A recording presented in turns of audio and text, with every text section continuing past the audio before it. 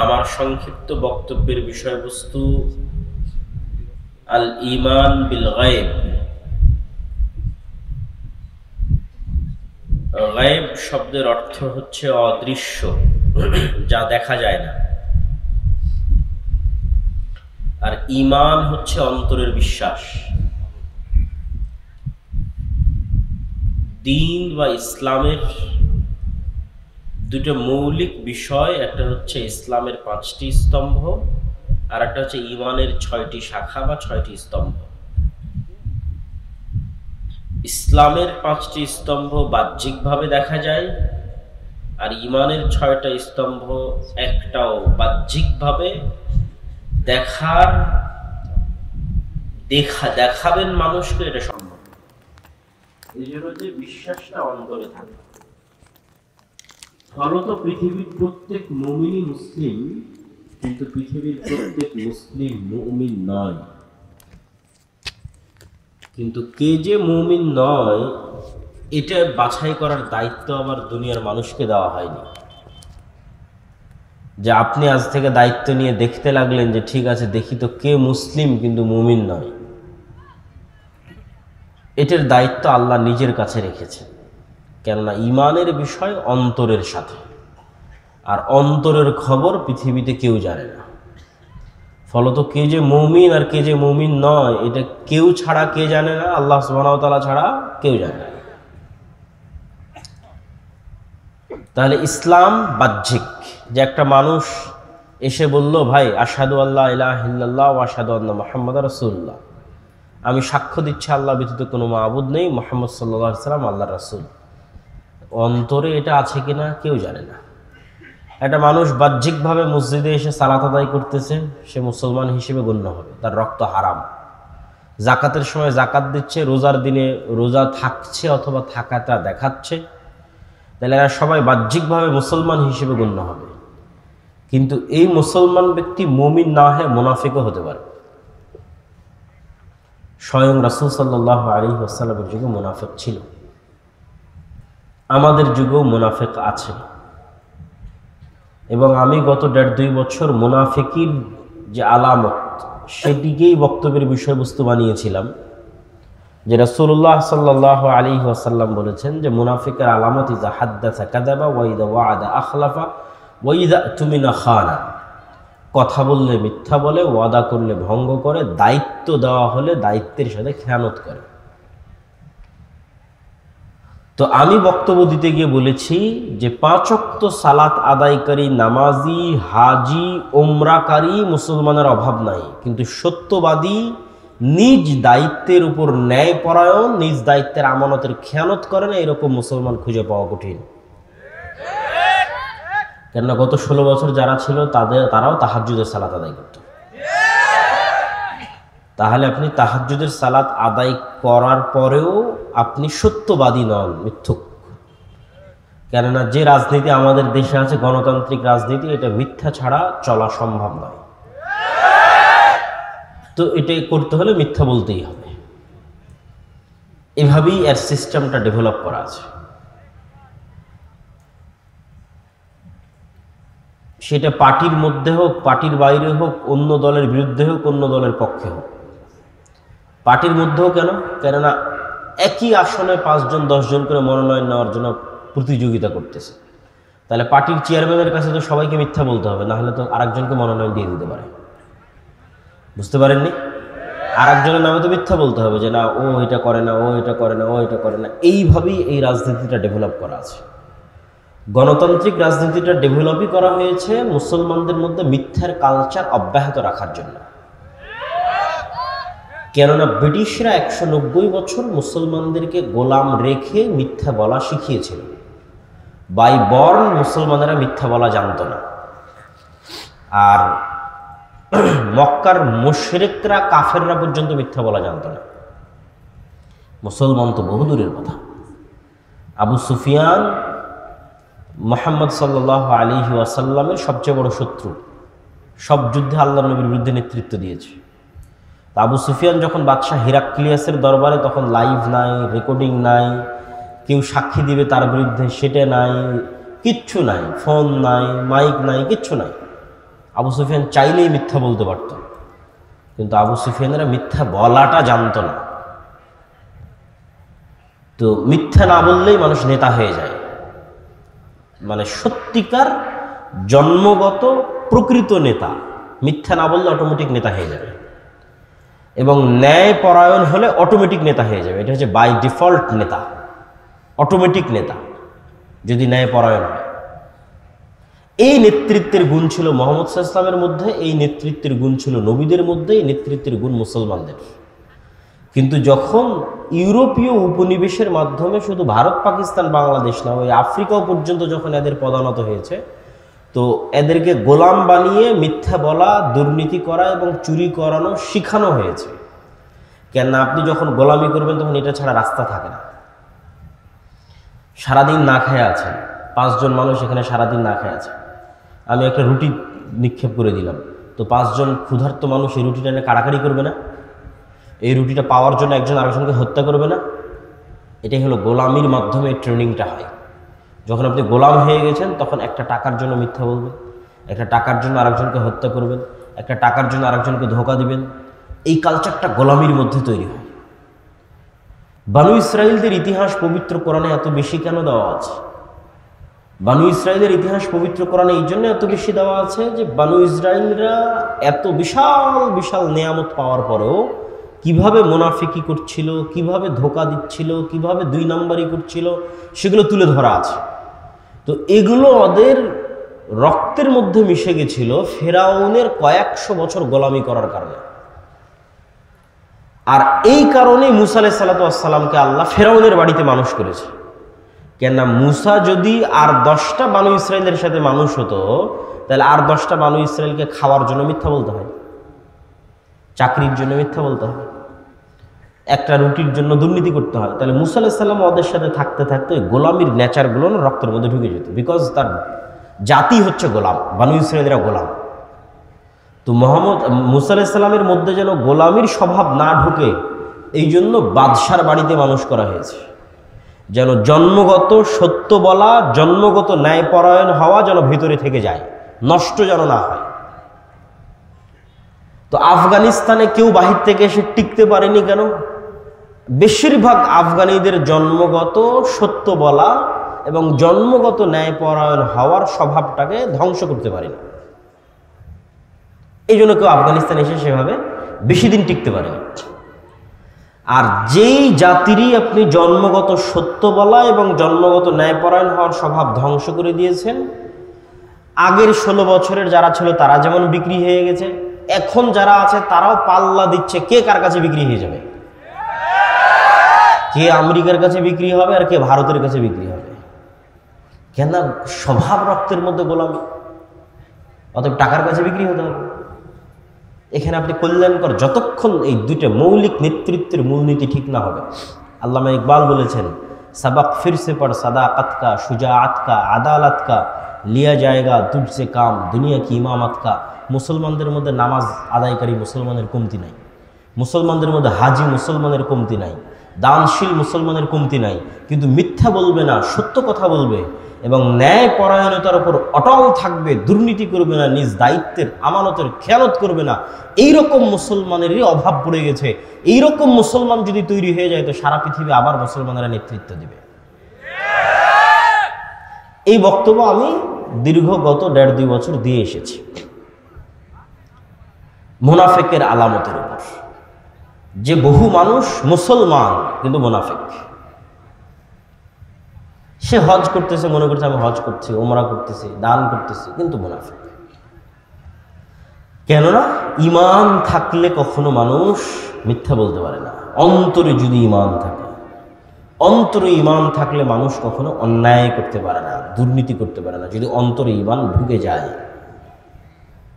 এই জন্য এবারের আলোচনার বিষয়বস্তু হচ্ছে ঈমান, আল ঈমান বিল গায়ব। আল ঈমান বিল গায়বের উপর বই লেখাও সম্পূর্ণ হয়েছে। আল্লাহর পথে যাত্রা নামে আগামী 6-7 নভেম্বর সালাফি কনফারেন্স, মানে 1 সপ্তাহ পরেই আল জামিয়া সালাফিয়া ডাঙ্গিপাড়া পবা রাজশাহী, পাকিস্তান, ভারত, সৌদি আরব, বাংলাদেশের বড় বড় আলেম ওলামারা থাকবে। 2 দিনব্যাপী সম্মেলন। আপনারা যাবেন তো ইনশাআল্লাহ?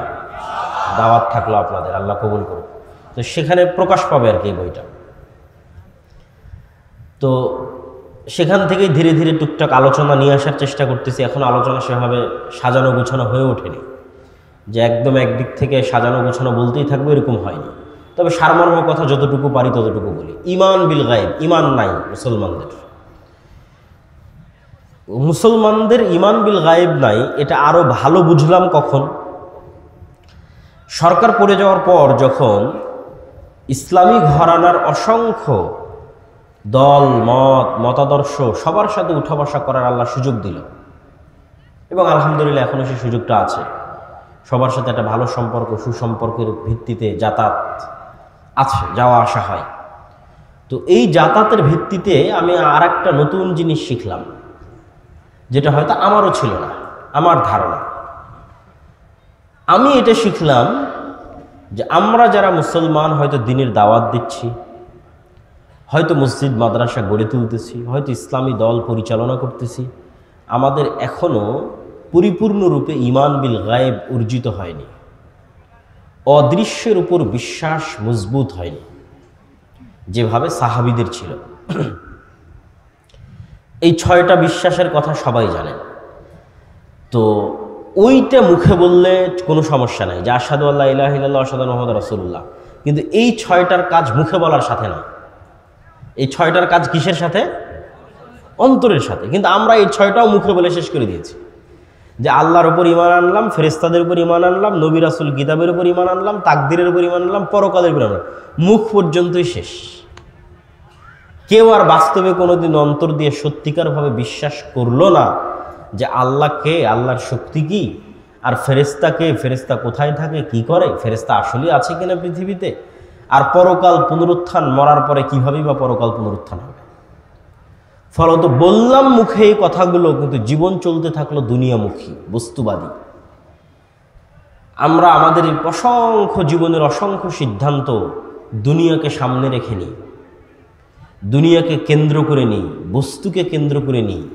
কখনো অদৃশ্যের উপর বিশ্বাসকে কেন্দ্র করে আমরা সিদ্ধান্ত নেই না, কেননা আমাদের দরকার ইমিডিয়েট রেজাল্ট, এখনই রেজাল্ট দরকার।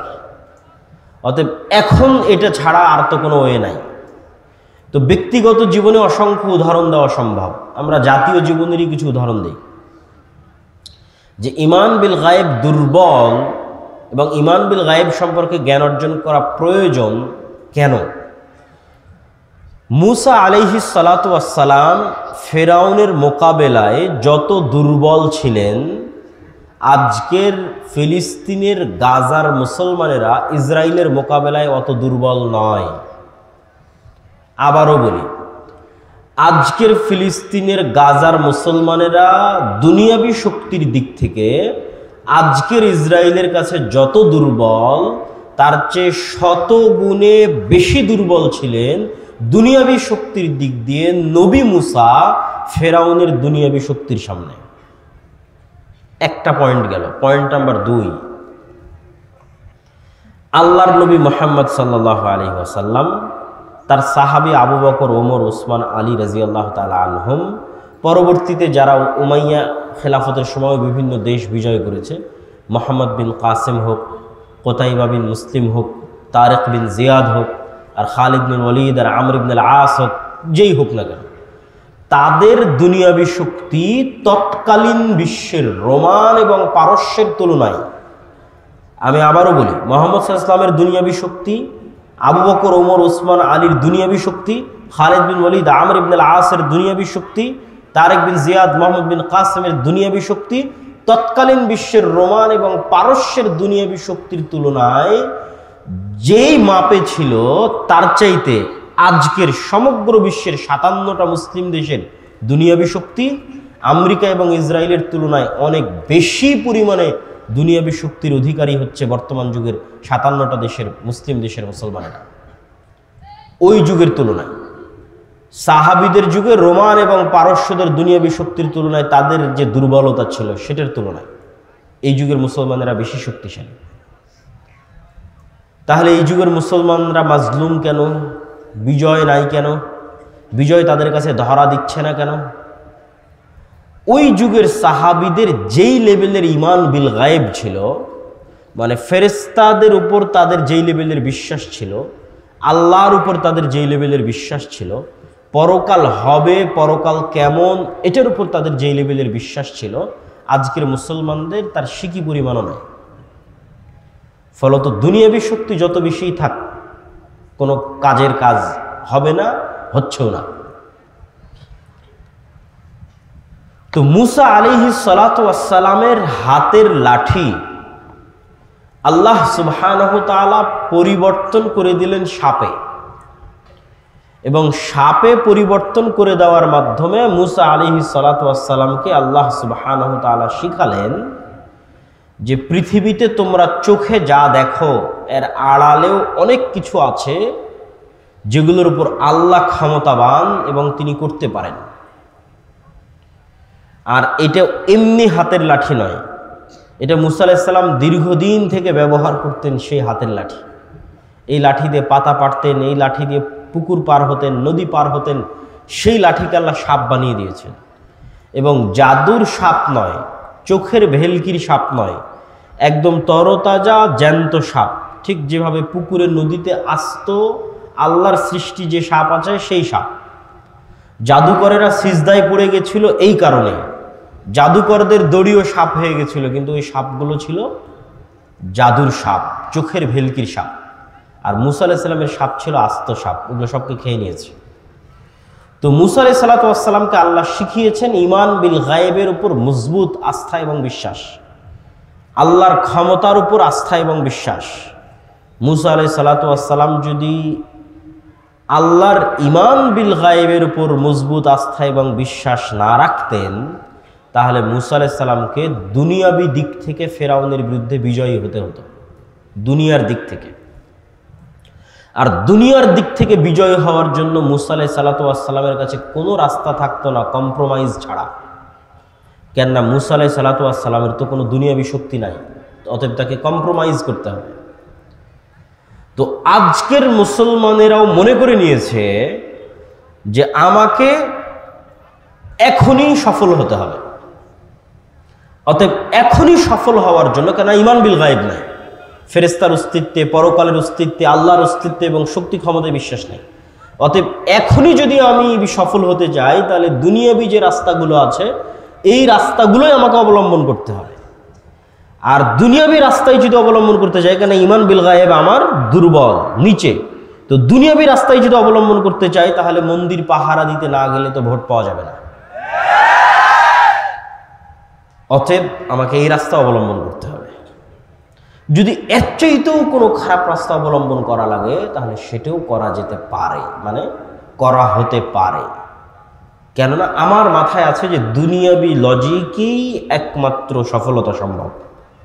গায়েবের সহযোগিতা বলে কিছু আছে, ঈমান বিল গায়েব, ফেরেশতার অস্তিত্ব বলে কিছু আছে, পরকালমুখী সিদ্ধান্ত বলে কিছু আছে, এটা আমাদের ব্রেন থেকে আউট হয়ে গেছে। এটা শুধু আমি জাতীয় জীবনে বলতেছি না, বাস্তব জীবনে, আপনাদের ব্যক্তিগত জীবনে, আপনাদের পারিবারিক জীবনে সেম অবস্থা।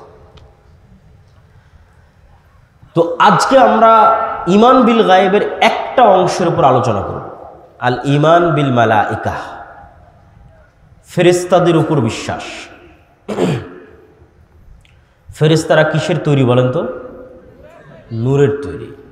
নূর হচ্ছে এক প্রকারের আলো, কিন্তু এই আলো নয়, সূর্যের আলো নয়, বিদ্যুতের লাইটের আলো নয়, কিন্তু এক প্রকারের আলো, যে আলো পৃথিবীতে আছে কিন্তু চোখে দেখা যায় না। তো আপনি বলবেন পৃথিবীতে আলো আছে চোখে দেখা যায় না, এটা আবার কোন আলো? তা আপনি যখন রিমোট দিয়ে এসি অন করতেছেন, তো রিমোট থেকে আলো বের হয়ে এসিতে গিয়ে লাগতেছে, ওই আলো কোথায় আপনি চোখে দেখলেন? তখন এসি বন্ধ হয়ে যাচ্ছে। আবার যখন চাপ দিচ্ছেন আবার এসি অন হয়ে যাচ্ছে, এটা আলোর কানেকশনে অন অফ হয়ে যাচ্ছে। ইনফ্রারেড লাইট, এটা মেশিন দিয়ে ধরা যাচ্ছে কিন্তু চোখে দেখা যায় না।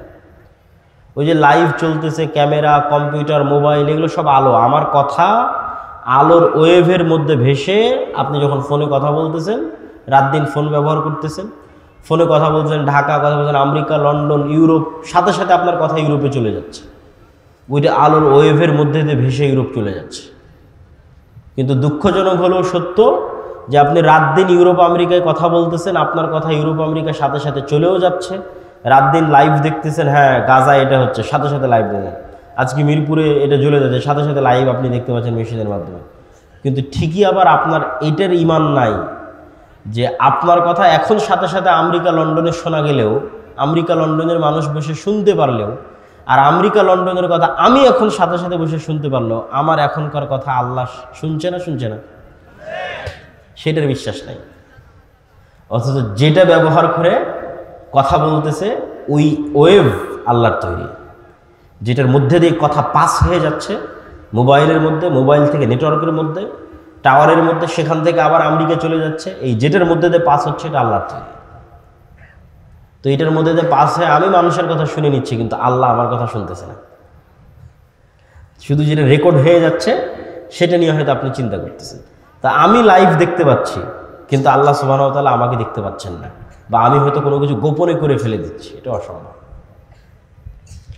এই পৃথিবীকে এমনভাবে সেট করা আছে, এই পৃথিবীর কোনো কিছুই, অন্তত আজকের বিজ্ঞানের আলোকে এগুলোই আল্লাহ ব্যবহার করবেন, এগুলোই আল্লাহ করছেন, এটা কখনোই নয়। কেন আল্লাহ সুবহানাহু ওয়া তাআলা এগুলোর মুখাপেক্ষী নয়। কিন্তু এইটা দিয়েই যদি এত দূর হওয়া সম্ভব, তাহলে আল্লাহর ক্ষমতা এবং শক্তি দিয়ে কত দূর হওয়া সম্ভব, সেটা বোঝানোর জন্য বলতেছি। যে আমরা আজকে যে পৃথিবীতে বসবাস করতেছি, বিজ্ঞান বলে এই পৃথিবীতে আমাদের কোনো কথাও গোপন নয়, আমাদের কোনো কাজও গোপন নয়। সেটা আমরা যতই গোপন করার চেষ্টা করি, এগুলো সব সেভ হয়ে আছে। আমি অন্তত দুটো উদাহরণ দিই, যে কাফা বিনাফসিকাল ইয়াউমা আলাইকা হাসিবা, তোমার হিসাব নেওয়ার জন্য আজকে তুমিই যথেষ্ট, এটা কোরআনের আয়াত। তো আমার হিসাব নেওয়ার জন্য আমি যথেষ্ট, কিভাবে আল্লাহ সুবহানাহু ওয়া তাআলা সেট আপ করে রেখেছেন যে আমার হিসাবের জন্য আমি যথেষ্ট। দুটো উদাহরণ দেখেন আল্লাহ সুবহানাহু ওয়া তাআলা কিভাবে করবেন, তা আল্লাহ সুবহানাহু ওয়া তাআলা ভালো জানেন। কিন্তু বিজ্ঞানের আলোকে আমি দুটো উদাহরণ দিই, যেটাতে এখন যদি আমরা চাই যে আপনার বিচার করব, মানুষ যদি চায় যে মানুষের বিচার করবে, আর আল্লাহ যদি মানুষকে ক্ষমতা দিয়ে দেয় তো মানুষও পারবে। সেটা কি? বেশি না, একটু ছোট্ট কল্পনা করেন যে আমার এই কথা আলোর মধ্যে দিয়ে আমেরিকা চলে যাচ্ছে, ওয়েভের মধ্যে দিয়ে, ওইটা দিয়ে আমরা লাইভ দেখতেছি, ওইটার উপরে ইন্টারনেট টিকে আছে। তো এই যে আলোর যে একটা গতি, আলো অন করেন, অফ করার পর অন করেন, ওখান থেকে আসতে একটু হলেও সময় লাগে। এটা টর্চ লাইট ছাড়েন, একটু হলেও ওই মাথায় যেতে সময় লাগে। তো এই যে যত দ্রুত আলোটা চলে গেল, এই আলোর যাওয়ার যে গতি, এই গতির চাইতে আমরা দ্রুত কোনো গতির যন্ত্র বানিয়ে ফেলেছি। কল্পনা করেন যে আমরা এমন একটা যন্ত্র বানিয়ে ফেলেছি যে যন্ত্র আলোর চেয়ে জোরে যায়। তারপরে আলোর গতিতে 30 বছর চললে যত দূরে যাওয়া সম্ভব, আমরা ওর চেয়ে জোরে তত দূরে পৌঁছে গেছি। মানে একটা গাড়ি 100 কিলোমিটার গতিতে চললে যত দূর যায়, আমি বিমান দিয়ে তার আগে ওখানে বসে আছি, তার আগে ওখানেই চলে গেছি বিমান দিয়ে। তাহলে এখন আলো 30 বছর চললে যত দূর যাবে, আমি তার চেয়ে দ্রুত গতির কোনো যন্ত্র দিয়ে তার আগে চলে গেছি। গিয়ে ওই 30 বছর আগে গিয়ে, তথা 30 বছরের দূরত্বের পথে গিয়ে আপনি কল্পনা করেন যে মোবাইলের মতো একটা যন্ত্র আপনি বানিয়ে ফেলেছেন, শক্তিশালী একটা দূরবীন বানিয়ে ফেলেছেন, দিয়ে যদি পৃথিবীর দিকে তাক করেন, তাহলে 30 বছর আগে আপনি এই পৃথিবীতে যা যা করছিলেন তা লাইভ আপনি দেখতে পাবেন। কেন? ওটা আলোর মধ্যে ভেসে ভেসে যাচ্ছিল, যেমন লাইভের মধ্যে মোবাইলের মধ্যে ভেসে যাচ্ছে। এখন খুব দ্রুত আলো যাচ্ছে, এই জন্য আমি বুঝতে পারতেছি না, সাথে সাথে চলে যাচ্ছে। তো এখানে আলোকের চাইতে আমরা দ্রুত 30 বছর আগে চলে যাব, 30 বছরের দূরত্বের পথ চলে যাব। তাহলে 30 বছর আগে আমি আবদুল্লাহ রাজশাহীর নওদাপাড়ায় অথবা রাজশাহীর ডাঙ্গিপাড়ায় হাঁটছিলাম, খেলছিলাম, ঘুরছিলাম, আমার ওই হাঁটা খেলার দৃশ্য আমি দেখতে পাবো, আমার চোখে দেখতে পাবো, যে ওই যে আমি হাঁটতেছি, খেলতেছি, ঘুরতেছি। 1400 বছর আগের যদি এরকম আলোর সফর করা যায়, তাহলে বদরের যুদ্ধ লাইভ দেখা যায়।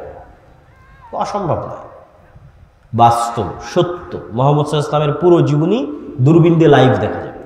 হ্যাঁ, কিন্তু মানুষ আলোর চেয়ে গতি অর্জন করতে পারবে না, যেতেও পারবে না, দেখতেও পারবে না, সেটা ভিন্ন কথা। কিন্তু আপনার একটা কাজও হারিয়ে যায়নি, সব আছে, সেভ হয়ে আছে আলোর মধ্যে, আর আপনার সব কথা আপনি শুনতে পাবেন। তো কাফা বিনাফসিকাল ইয়াউমা আলাইকা হাসিবা, আপনার নিজের বিচার করার জন্য তো আপনি যথেষ্ট। এবার আরেকটা বলি যে আপনার নিজের বিচার করার জন্য আপনি যথেষ্ট, সেটা কি? আপনার মোবাইলের মেমোরি কার্ড, অনলাইনের ডাটা, এগুলো সবাই খুব ভালোভাবে জানেন যে অনলাইনের কোনো ডাটা হারায় না। কোথায় ফেসবুকে যদি কোনো কমেন্ট করে থাকেন ওটা থাকে, কোথাও যদি ফেসবুকে মেসেজ দিয়ে থাকেন ওটা থাকে, কোনো লাইভ করে থাকেন সেটা থাকে, ফেসবুক কর্তৃপক্ষের কাছে থাকে, আপনি রাখলে থাকে। অনলাইনে কোনো টাকা ট্রান্সফার হলে সেটা হারায় না, সেটা থাকে। এগুলো কোনো কিছু হারায় না, মেমোরি কার্ডের মতো ডাটা সেন্টারের মতো সেভ হয়ে থাকে। তো আমরা যে আমাদের শরীরের সাথে এগুলো সব কম্পিউটার ক্যামেরার চাইতে ভয়ঙ্কর কিছু বহন করে নিয়ে বেড়াচ্ছি, সেটা হচ্ছে আমাদের মাথা। সবগুলোর সাথে ভয়ঙ্কর। এরা যেমন ক্যামেরা দিয়ে আমাকে ভিডিও করতেছে, করার পর এটা চিপস বের করে কম্পিউটারে দিবে, তাই না? সেখানে এটা সেভ হবে। তো আমার এটা ক্যামেরা, আমি এটাতে যা যা দেখতেছি সব এখানে সেভ হচ্ছে, আমার মেমোরিতে সেভ হচ্ছে। আমি যা যা দেখতেছি আমার মেমোরিতে সেভ হচ্ছে, আমি যা যা শুনতেছি সব আমার মেমোরিতে সেভ হচ্ছে, আমার মেমোরিতেই। এখন ইলন মাস্ক বলতেছে যে সে মানুষের ব্রেনের সাথে ইন্টারনেট কানেক্ট করার প্রযুক্তি নিয়ে আসার চেষ্টা করতেছে, যাতে মানুষের ব্রেনের ডাটা অটোমেটিক ট্রান্সফার করা যায়। তাহলে কয়দিন পর তো আপনি আপনার ব্রেনের ডাটা ট্রান্সফার করে আপনি দেখতে পাবেন যে আপনি মোবাইলে কি দেখছিলেন, আপনার ব্রেনে সেভ হয়ে আছে কি দেখছিলেন, কেন এই ক্যামেরা দিয়ে গেছে এখানে সেভ হয়েছে। আপনি কান দিয়ে কি শুনছিলেন এখানে সেভ হয়ে আছে। কিন্তু মোবাইলের এদের ক্যামেরায় যে পরিমাণ জিবি ধারণ করা সম্ভব, তার সাথে হাজার লক্ষ কোটি গুণ জিবি এখানে ধারণ করা সম্ভব। 500 বছর যদি মানুষের ব্রেন কাজ করে, তাহলে 500 বছর যা যা দেখবে সব এই ব্রেনে সেভ থাকবে। এরকম পাওয়ারফুল মানুষের ব্রেন, এবং 500 বছরে যা যা শুনবে সব এখানে সেভ থাকবে। তো কাফা বিনাফসিকা ইয়াউমা আলাইকা হাসিবা, আজকে তোমার বিচারের জন্য তুমি যথেষ্ট, সব তো তোমার ব্রেনেই সেভ হয়ে আছে। এটা শুধু ডাটা ট্রান্সফার করা লাগবে, যেহেতু কয়দিন পর মানুষই করে ফেলতেছে। আমি আল্লাহর কথাই যাচ্ছি না, আল্লাহ সুবহানাহু ওয়া তাআলা কীভাবে মানুষকে ধরবে সেটা আল্লাহ সুবহানাহু ওয়া তাআলা জানেন। আমি বলছি আজকে আপনি যদি আপনার বিচার করতে চান তা আপনি পারবেন, যে চলো আমি কি কি করেছি সব এই ব্রেনে সেভ হয়ে আছে, কী দেখেছি কী বলেছি কী শুনেছি সব সেভ হয়ে আছে, কিচ্ছু আপনার এই ব্রেন ভুলেনি। ডাটা ট্রান্সফার করলে আপনি সব দেখতে পাবেন। আর এই যে আলো ওয়েভ, এর মধ্যে সব সেভ হয়ে আছে। সম্মানিত উপস্থিতি, আমরা যে আলোচনা থেকে এখানে আসছিলাম যে ফেরেশতারা নূরের তৈরি, তো নূর তো দেখা যায় না। তো নূর এমন এক প্রকারের আলো যা দেখা যায় না, কিন্তু আলো এটা পৃথিবীতে আছে। তো এটা বোঝানোর জন্য অসংখ্য দলিল আছে। আমার ওই আল্লাহর পথে যাত্রা বই অসংখ্য দলিল আমি দিয়ে রেখেছি। আজকের এই সংক্ষিপ্ত আলোচনা একটু অল্প অল্প করে বলি, কেন বক্তব্য দীর্ঘায়িত করতে চাই না, সংক্ষিপ্ত করতে চাই। আবারও আমাদেরকে রাজশাহী নয় ঢাকা ফিরে যেতে হবে, এটা একটু কষ্ট করার কি। আল্লাহুম্মা জাআল ফি কলবি নূরা, রাসূল সাল্লাল্লাহু আলাইহি ওয়াসাল্লাম বলছে, হে আল্লাহ আমার অন্তরে নূর তৈরি করে দেন। সামিঈ নূরা, কানে নূর তৈরি করে দেন। বাসারি নূরা, চোখে নূর তৈরি করে দেন। সামনে নূর তৈরি করে দেন, পিছনে নূর তৈরি করে দেন, ডানে নূর তৈরি করে দেন, বামে নূর তৈরি করে দেন, উপরে নূর তৈরি করে দেন, পায়ের নিচে নূর তৈরি করে দেন। তাহলে নূর একটা অস্তিত্বশীল জিনিস, যা সামনে পিছে আগে পরে চোখে কানে অন্তরে তৈরি হতে পারে। লাইটের বাল্বের ভোল্টের মতো বাড়ে কমে। নূর লাইটের বাল্বের ভোল্টের মতো, যেমন যে ফ্যানের পাওয়ারটা বাড়িয়ে দিল, ঠিক যেমন আপনি চোখের পাওয়ার যখন কমে যাচ্ছে তখন চশমা লাগিয়ে নিচ্ছেন, কানের পাওয়ার যখন কমে যাচ্ছে তখন কানে মেশিন লাগিয়ে নিচ্ছেন। তো আপনার কানের পাওয়ারের কম বেশির অস্তিত্বটা যেমন সত্য, চোখের পাওয়ারের কম বেশির অস্তিত্ব যেমন সত্য, এই চোখে নূর তৈরি হয়, কানে নূর তৈরি হয়, অন্তরে নূর তৈরি হয়, এটা তেমন সত্য। রাসূলুল্লাহ সাল্লাল্লাহু আলাইহি ওয়াসাল্লাম বলছেন, আমাদের চোখে আমরা যে পৃথিবী দেখি, এই পৃথিবী আর যে গায়েব আমরা দেখতে পাই না আল্লাহর অস্তিত্ব, এই দুইটার মধ্যে পর্দা হচ্ছে নূর। আল্লাহর চেহারা, আল্লাহর অস্তিত্ব আমরা যে দেখতে পাই না, এই দুইটার মধ্যে পর্দা হচ্ছে নূর।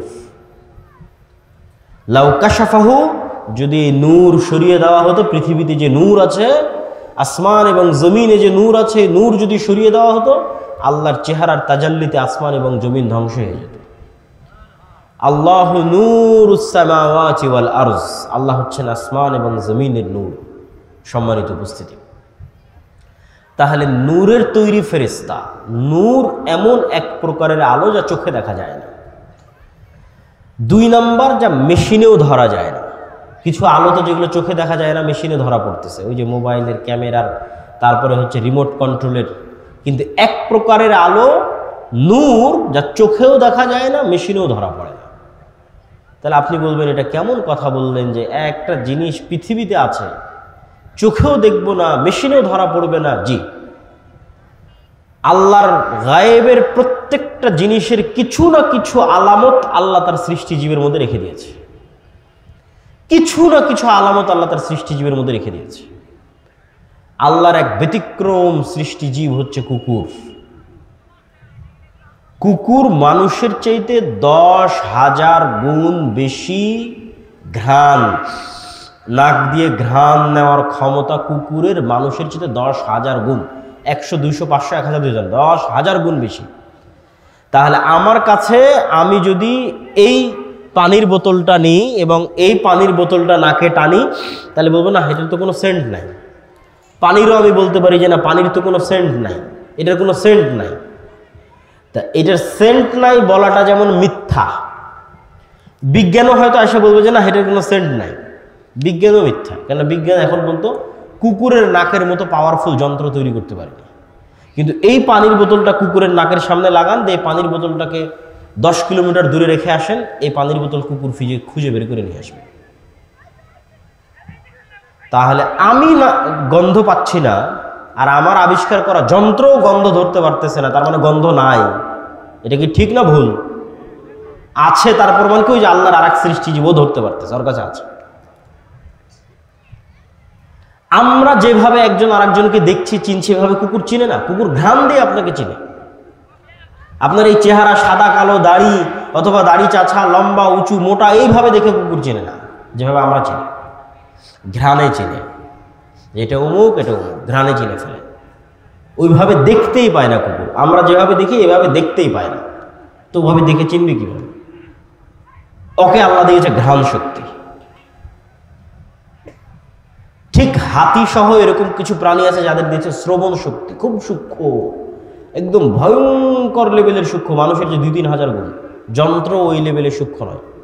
তাহলে একটা আওয়াজ আমি শুনতে পাচ্ছি না, তার মানে ওই আওয়াজটা নাই, মিথ্যা কথা। একটা আওয়াজ কোনো যন্ত্র শুনতে পাচ্ছে না পৃথিবীর, তার মানে আওয়াজটা নাই, মিথ্যা কথা। যে কবরের আওয়াজের আওয়াজ তো আমি শুনতে পাই না, মুগুর দিয়ে তো পিটাচ্ছে, কই আমি তো শুনতে পাচ্ছি না, চিৎকার করতেছে, আমি তো শুনতে পাচ্ছি না, তার মানে আওয়াজ হচ্ছে না। না, ওই লেভেলের আওয়াজ শোনার ক্ষমতা আপনার নাই, কিন্তু ওই লেভেলের আওয়াজ শোনার ক্ষমতা আল্লাহর কিছু কিছু প্রাণীর আছে। তো ঠিক পৃথিবীতে এমনও আলো আছে যে আলো দেখার ক্ষমতা আল্লাহর কিছু প্রাণীর আছে।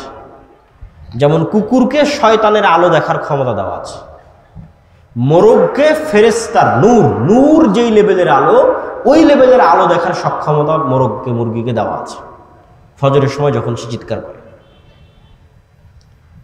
সম্মানিত উপস্থিতি, তাহলে পৃথিবীতে নূর অস্তিত্বশীল এবং ফেরেশতারা নূরের তৈরি, এবং ফেরেশতাদের অস্তিত্ব আমাদের সাথে সম্পৃক্ত কতটা বাস্তব আমি না বুঝাতে পারলে সেটা আমার ব্যর্থতা, কিন্তু আমি বুঝানোর তারপর চেষ্টা করব। ঈমান বিল গায়েবকে ইয়াকিনের স্তরে নিয়ে যাওয়ার। ঈমান বিল গায়েবের 6টা বিশ্বাস মুসলমানদের নাই, সেটাকে ইয়াকিনের স্তরে নিয়ে যাওয়া যায় কিনা, পারলে সফল, না পারলে ব্যর্থ, সেটা আমার ব্যর্থতা। সেটা হচ্ছে যে ফেরেশতা অস্তিত্বশীল, এটার অস্তিত্বটা কতটা বাস্তব। আপনি জন্মের পর, পৃথিবীতে জন্মের পরই সর্বপ্রথম আপনার মাকে দেখেছেন। তা আমি যদি বলি আপনার মা নাই, আপনি জীবনেও বিশ্বাস করবেন না। তারপরে আপনি বিবাহ শাদী করার পর আপনার ছেলে আপনার চোখের সামনে হয়েছে, তা আমি যদি বলি এটা আপনার ছেলে নয়, আপনি জীবনেও বিশ্বাস করবেন না। তাহলে আপনার ছেলের অস্তিত্ব আপনার কাছে যতটা সত্য, আপনার মায়ের অস্তিত্ব আপনার কাছে যতটা সত্য, এর চাইতে অনেক বেশি গুণে সত্য আপনার সাথে ফেরেশতার অস্তিত্ব। কেন আপনার সাথে ফেরেশতার অস্তিত্ব এর চেয়ে বেশি গুণে সত্য? কেননা আপনার আদি পিতা আদম আলাইহিস সালাতু ওয়াস সালাম পৃথিবীতে সৃষ্টি হওয়ার পর প্রথমে তার মাকে দেখেনি।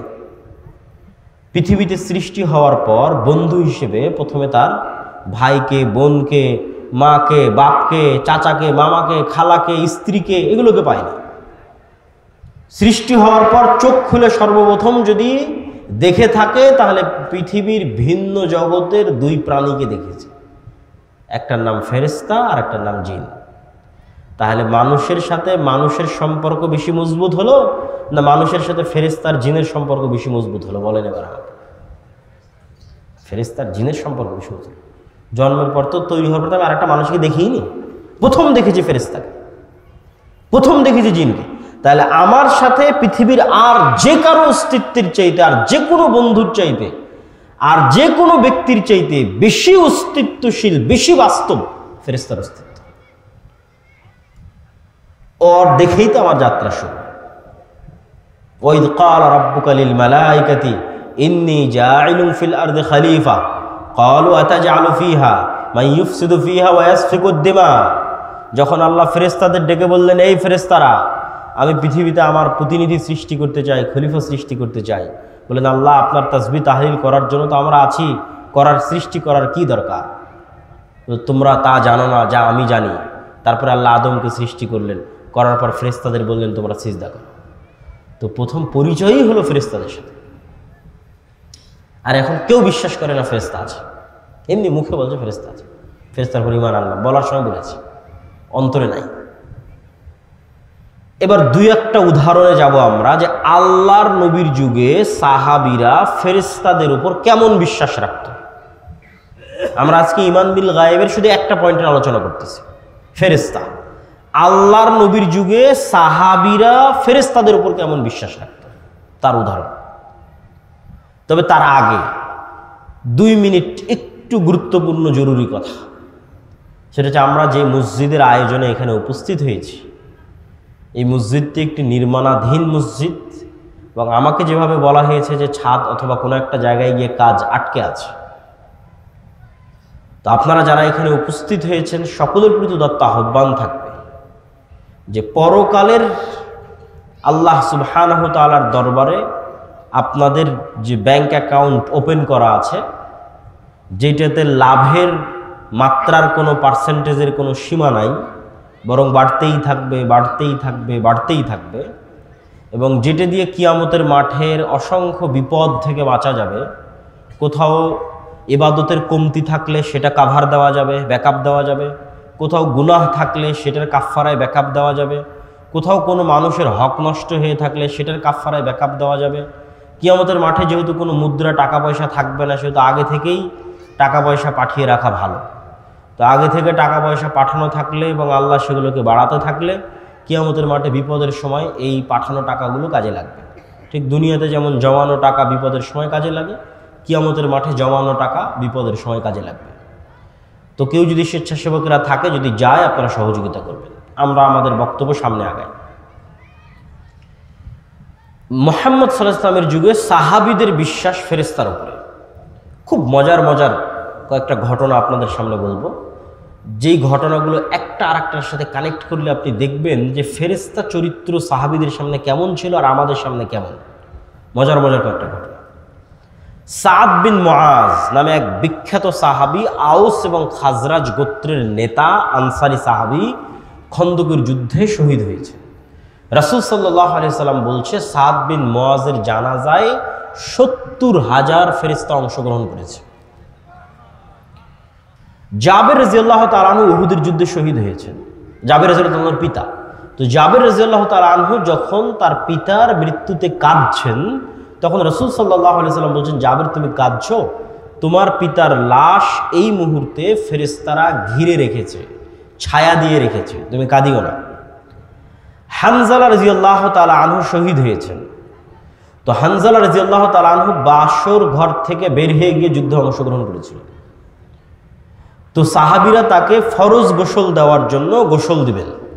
রাসূল সাল্লাল্লাহু আলাইহি সাল্লাম বলছে, হানজালাকে গোসল দেওয়ার দরকার নেই, এই জন্য যে অলরেডি ফেরেশতারা তাকে গোসল দিয়ে ফেলেছে, ইতিমধ্যেই ফেরেশতারা তাকে গোসল দিয়ে ফেলেছে। এগুলো সব রাসূল সাল্লাল্লাহু আলাইহি ওয়াসাল্লামের জীবদ্দশায় সাহাবীদের উপস্থিতিতে পরস্পরের কথায় কিভাবে ফেরেশতাদের কথাটা আসতেছে সেটার কিছু উদাহরণ। আব্দুর রহমান বিন আউফ রাদিয়াল্লাহু তাআলা আনহু বলছে যে আমি যুদ্ধ করছি, তো আমার দুই পাশে দুইজন সাদা পোশাকধারী ব্যক্তি খুব ভয়ঙ্করভাবে যুদ্ধ করতেছে। আমি এদের কোনোদিন মদিনাতে আগেও কোনোদিন দেখিনি, পরেও কোনোদিন দেখিনি। তো রাসূল সাল্লাল্লাহু আলাইহি ওয়াসাল্লামকে এই ঘটনা জানালে রাসূল সাল্লাল্লাহু আলাইহি ওয়াসাল্লাম বললেন, এরা ছিল জিবরাইল এবং মিকাইল, যুদ্ধ করার জন্য এসেছে। এক সাহাবী এক মুশরিককে আঘাত করার জন্য যুদ্ধের মাঠে তাকে তাড়া করতেছেন। আমি সংক্ষেপে বলে যাচ্ছি, শুধু বাংলা সংক্ষেপে বলতেছি। তাড়া করতেছেন তো অদৃশ্য থেকে আওয়াজ আসলো, আকদিম ইয়া হাইজুম। আওয়াজ আসার পর এবার সাহাবী যখন তাকে হামলা করতে যাবে তো দেখে ওই ব্যক্তি আগেই উল্টে পড়ে আছে এবং তার ক্ষত স্থান থেকে রক্ত বের হচ্ছে, আহত স্থান থেকে। সাহাবী এই ঘটনা রাসূল সাল্লাল্লাহু আলাইহি সাল্লামকে বললে আল্লাহর নবী বললেন, এটা তৃতীয় আসমান থেকে আসা ফেরেশতার আক্রমণ ছিল। এই ফেরেশতা তৃতীয় আসমান থেকে এসেছিল, তৃতীয় আসমান থেকে আসা ফেরেশতার আক্রমণ। খন্দকের যুদ্ধ থেকে রাসূল সাল্লাল্লাহু আলাইহি সাল্লাম যখন খন্দকের যুদ্ধে বিশাল ঝড় হয়ে মক্কার কাফের মুশরিকরা সব পালিয়ে গেছে, 10,000 সেনাবাহিনী 1 মাস যাবৎ মদিনা ঘেরাও করে রেখেছিল। তা আল্লাহর নবী মনে করেছে যুদ্ধ শেষ, তারা তো চলে গেছে। উনি বাড়িতে এসে অস্ত্র রেখে 1 মাসে প্রচুর টেনশন গেছে, তার উপরে প্রচুর পরিশ্রম গেছে, খাদ্যের সংকট, যোগাযোগ বিচ্ছিন্ন, কষ্ট, পেটে পাথর বেঁধে রাখার যে ঘটনাগুলো সেগুলো এখনকার। তো রাসূল সাল্লাল্লাহু আলাইহি ওয়াসাল্লাম অস্ত্র রেখে গোসল করতে গেছে। অস্ত্র বলতে তরবারি, তীর ধনুক। তো আয়েশা রাদিয়াল্লাহু তাআলা আনহা বলছেন, জিবরাইল এসে রাসূল সাল্লাল্লাহু আলাইহি ওয়াসাল্লামকে বলছে যে আপনি অস্ত্র রেখে দিয়েছেন, আমরা তো রাখিনি, তো তোমরা কেন রাখনি? তো বানু কুরাইজা, বানু কায়নুকা, বানু নজির, এই 3টে ইহুদি গোত্র যুদ্ধ চলা অবস্থায় আল্লাহর নবীর সাথে গাদ্দারি করেছে, অথচ এরা লিখিত চুক্তি করেছিল যে এরা গাদ্দারি করবে না, পক্ষে থাকবে। তো জিবরাইল বলছে এই সমস্ত গাদ্দারদের বিচার না করা পর্যন্ত যুদ্ধ শেষ হয়নি, আপনি এখনই বের হন, যুদ্ধ এখনো শেষ হয়নি। মক্কার কাফের মুশরিকরা চলে গেছে, কিন্তু এই গাদ্দারদেরও বিচার করতে হবে। ঠিক আছে, মুহাম্মদ সাল্লাল্লাহু আলাইহি ওয়াসাল্লাম বের হলেন সাহাবীদের সহ। এবার আনাস রাদিয়াল্লাহু তাআলা আনহু থেকে বর্ণিত, তিনি বলেন যে আমরা যখন বানু কুরাইজা, বানু কায়নুকা, বানু নজির গোত্রের দিকে আমাদের অভিযান পরিচালনা করার জন্য রওনা দিচ্ছি, তখন আমাদের আগে আগে আমরা উড়ন্ত ধুলা দেখতে পাচ্ছি, যে উড়ন্ত ধুলা জিবরাইলের অশ্বারোহী বাহিনীর উড়ন্ত ধুলা। আল্লাহু আকবার। সহিহ হাদিস, যে আনাস রাদিয়াল্লাহু তাআলা আনহু বলছেন আমরা আমাদের আগে উড়ন্ত ধুলা দেখছি, যে উড়ন্ত ধুলা জিবরাইলের অশ্বারোহী বাহিনীর উড়ন্ত ধুলা। একদিন রাসূলুল্লাহ সাল্লাল্লাহু আলাইহি ওয়াসাল্লাম বসে আছেন, একজন অপরিচিত ব্যক্তি হঠাৎ করে, আমি কিন্তু স্বেচ্ছাসেবক ভাইদের আহ্বান জানাবো যে আপনাদের যদি দানের কোনো পরিকল্পনা থাকে সেটা কিন্তু এখনই করে ফেলতে হবে, আমার বলার কথা কিন্তু হয়ে গেছে। তো একদিন রাসূলুল্লাহ সাল্লাল্লাহু আলাইহি ওয়াসাল্লাম বসে আছেন, একজন অপরিচিত ব্যক্তি মসজিদের মধ্যে প্রবেশ করেছে। ওমর রাদিয়াল্লাহু তাআলা আনহু বলছেন যে আমরা তাকে মদিনায় আগেও কোনোদিন দেখিনি, পরেও কোনোদিন দেখিনি, আর তার শরীরে সফরের কোনো আলামত নাই। আর এটা বিমানের সফর নয়, মরুভূমির সফর। আমি বিমানে ঢাকা থেকে এসে এখন আপনার এখানে পৌঁছেছি, তারপরেও একটু ঘামের আলামত আছে, একটু খাবার খেয়েছি বা কোথাও চলেছি, তার একটু ময়লা লাগার আলামত আছে। সফরে যে আছি তার আলামত আছে বিমানে সফর করার পর। আর ওই যুগের সফর মরুভূমির সফর, ঘোড়ায় হবে, উঠে হবে। তো এসে আল্লাহ নবীকে জিজ্ঞেস করছে ঈমান কাকে বলে, ইসলাম কাকে বলে, ইহসান কাকে বলে, কিয়ামত কখন হবে, সব উত্তর দেওয়ার পর আল্লাহর নবী বলছে জানো এটা কে ছিল? তো বলে না। তো বলে এটা জিবরাইল ছিল, তোমাদেরকে দিন শিখানোর জন্য এসেছিল। রাসূল সাল্লাল্লাহু আলাইহি ওয়াসাল্লাম বলতেছে আজকে আমার বাড়িতে জিবরাইল আসেনি। কেন আসেনি? তাহলে একটা ছবি থাকার কারণে। রাসূল সাল্লাল্লাহু আলাইহি ওয়াসাল্লাম বলতেছে যে আমাকে জিবরাইল বারবার মিসওয়াক করতে বলে, কেননা আমার মুখের গন্ধে জিবরাইলের কষ্ট হয়। রাসূল সাল্লাল্লাহু আলাইহি ওয়াসাল্লাম বলতেছে তোমরা মসজিদে পেঁয়াজ এবং রসুন খেয়ে যেও না, কেননা পেঁয়াজ এবং রসুনের গন্ধে ফেরেশতাদের কষ্ট হয়। আপনি এগুলো সবগুলোকে যদি একদিনের চিত্র কল্পনা করেন, যে একদিনের চিত্র মনে করেন একদিনে এগুলো ঘটতেছে, তাহলে এবার বলেন যে খালিদ ইবনে ওয়ালিদ, আমর ইবনে আস, এরা যখন যুদ্ধ করতে গেছে রোমান এবং পারস্যদের বিরুদ্ধে, যখন রোমান পারস্যের ক্ষমতা এদের চেয়ে বেশি, তো এরা দুনিয়াবী শক্তি দিয়ে বিজয় অর্জন করবে এই আশায় যুদ্ধ করতে গেছে, না আল্লাহ সাহায্য করবে এই আশায় যুদ্ধ করতে গেছে? আল্লাহ সাহায্য করবে। ধরো চোখের সামনে দেখেছে ফেরেশতা যুদ্ধ করতেছে, স্বচক্ষে দেখেছে। আল্লাহ কোরআনে বলেছেন 5000 ফেরেশতা অবতীর্ণ করেছি, 3000 অবতীর্ণ করেছি, 1000 অবতীর্ণ করেছি। বদর, উহুদ, খন্দক, হুনাইনের যুদ্ধে আল্লাহ ফেরেশতা অবতীর্ণ করেছে। কোরআনের আয়াত সাহাবীদের চাক্ষুষ চোখে দেখা যে ফেরেশতারা যুদ্ধ করতেছে। আর যার ইমানই দুর্বল ফেরেশতার অস্তিত্বের উপর, আল্লাহর শক্তি এবং ক্ষমতার উপর, পরকালের উপর, সে চিন্তা করবে যে না আমাকে মন্দির পাহারা দিয়ে ক্ষমতায় যেতে হবে। আর যদি ঈমান বিল গায়েব মজবুত থাকে তাহলে কোনোদিন সে আদর্শে কম্প্রোমাইজ করবে না, তাতে ক্ষমতা আসুক আর যাক, কেননা সে জানে যে মূল ক্ষমতা কার হাতে? আল্লাহর হাতে। এবং ফেরেশতার উপর যদি ঈমান মজবুত থাকে, আল্লাহর উপর যদি ঈমান মজবুত থাকে, এগুলো তখন সে বুঝবে। দেখেন রাসূল সাল্লাল্লাহু আলাইহি ওয়াসাল্লাম কি বলছেন, যে দাজ্জাল 40 দিন পৃথিবীতে থাকবে। পৃথিবীর এমন কোনো শহর নাই, বন্দর নাই, নগর নাই যেখানে দাজ্জাল প্রবেশ করবে না। কিন্তু মক্কা এবং মদিনায় দাজ্জাল প্রবেশ করতে পারবে না। তো মক্কা এবং মদিনায় দাজ্জাল প্রবেশ করার চেষ্টা করবে না? করবে না? করবে না? করবে। রাসূলুল্লাহ বলছে প্রত্যেক যতবার দাজ্জাল মক্কা মদিনায় প্রবেশ করার চেষ্টা করবে ততবার মক্কা মদিনার রাস্তায় উন্মুক্ত তরবারি হাতে ফেরেশতারা তাকে প্রতিরোধ করবে। আল্লাহু আকবার। আল্লাহর নবী বলেনি যে মানুষ প্রতিরোধ করবে, ফেরেশতা প্রতিরোধ করবে উন্মুক্ত তরবারি হাতে। যে ফেরেশতার অস্তিত্বের প্রতি ঈমানই নাই, তো কেমনে আল্লাহর সাহায্যের আশা করবে যে না আল্লাহর সাহায্যে ফেরেশতা আসতে পারে? ঈমানই তো নাই, কেমনে আশা করবে? তখন চিন্তা করবে যে না আমাকে কম্প্রোমাইজ করতে হবে, আমি তো এটা না করলে ভোট পাবো না, ওইটা না করলে তো মানুষ সায় দিবে না, অতএব এটাই ছাড়, ওইটাই ছাড়, ওইটাই ছাড়। দিন শেষে ইসলামী বাদ, ইসলামী আর নাই। তো ঈমান বিল গায়েব, এর উপর ঈমান মজবুত হতে হবে। ঈমান বিল গায়েবের একটা বড় অংশ হচ্ছে পরকাল। পরকাল মানে মৃত্যুর পর পুনরুজ্জীবন। তো মৃত্যুর পর পুনরুজ্জীবনের আলোচনায় যাওয়ার আগে ফেরেশতার আলোচনায় আর দুটো কথা। ফেরেশতার অস্তিত্ব যে আছে আপনি কেমনে বুঝবেন? ঠিক আছে ভাই, মানলাম, বিশ্বাস করলাম আপনার কথা আব্দুল্লাহ ভাই, যে নূর চোখে দেখি না তাও নূর আছে পৃথিবীতে, আমার সাথে ফেরেশতা আছে, আমাদের এখানে সবার সাথে ফেরেশতা আছে, বিশ্বাস করলাম। কিন্তু তাও বাস্তব ইন প্র্যাকটিক্যাল লাইফ লিয়াতমাইন্না কলবি, অন্তরের প্রশান্তির জন্য বিশ্বাস বাস্তবে পরীক্ষা করে দেখতে চাই ফেরেশতা আছে কিনা। তো বাস্তবে ফেরেশতার অস্তিত্ব বোঝার একটা পরীক্ষা দিয়ে যায়, যাতে আপনি বুঝতে পারেন যে হ্যাঁ ফেরেশতা আছে। তো আমাদের যখন এসএসসি এবং এইচএসসি পরীক্ষা থাকতো, সকাল 8টা 10টার মতো পরীক্ষার হলে ঢুকতে হবে, ওইটার যে একটা টেনশন বা একটা তাড়া কাজ করতো, ঠিক যদি কারো ফ্লাইট থাকে, প্লেন থাকে, বিমান থাকে, ট্রেন থাকে, তাহলে ওইটা ধরার জন্য যে ব্রেনে তাড়া কাজ করে, নিয়তের মজবুতি কাজ করে, আপনি একদিন ওই রকম নিয়ত করবেন যে আজকে ফজরে উঠবো। বেশি দিন করতে বলিনি, একদিন, আজকে রাতে করতে পারেন। কীরকম নিয়ত? ঠিক বিমানে ফ্লাইটের টিকিট থাকলে যেরকম নিয়ত করেন, পরীক্ষা থাকলে যেরকম নিয়ত করেন, ট্রেনের টিকিট থাকলে যেরকম নিয়ত করেন, ওই রকম নিয়ত যেন আজকে ফজরের 5টার সময় আজান দেবে, ফজরের সালাতে 5টার সময় উঠতেই হবে, নিয়ত শক্ত করবেন। এমনি ওই মনে করলাম যে ফজরে উঠবো, চলো ফোনে অ্যালার্ম দিই, ওইটার কথা বলিনি। ফোনে তো অ্যালার্ম দেওয়া লাগবে না, কেননা পৃথিবীতে কারা আছে? কারা আছে? ফেরেশতা আছে। তো ফোনে কেন অ্যালার্ম দেবেন? মানুষকে কেন বলবেন যে আব্দুর রহমান জিহাদি সাহেব আমাকে ফজরে ডেকে দিয়ে? কেন ফজরে তুলে দেওয়ার জন্য কে আছে? ফেরেশতা আছে। ফেরেশতা তো পৃথিবীতে আছে। মানুষকে কেন বলতে যাবেন যে আমাকে ফজরের বেলা উঠিয়ে দেবেন? ফেরেশতা উঠিয়ে দেবে। এটা আপনি বাস্তবে প্র্যাকটিক্যাল পরীক্ষা করবেন যে ফেরেশতা আপনাকে উঠিয়ে দিচ্ছে কিনা, আপনি উঠতে পারছেন কিনা। কোনো মানুষকেও বলার দরকার নাই যে আমাকে ফজরে উঠাতে হবে, কোনো মোবাইলে অ্যালার্মের দরকার নাই যে আমাকে ফজরে উঠাতে হবে। তারপরে আপনি শক্ত নিয়তে ঘুমিয়ে যান এবং ঠিক রাসূল সাল্লাল্লাহু আলাইহি ওয়াসাল্লামের সুন্নাত অনুযায়ী ঘুমিয়ে যান। তো রাসূল কি বলছে? যে আপনার মাথার কাছে একজন ফেরেশতা পাহারাদার অবস্থায় থাকবে ফজর পর্যন্ত।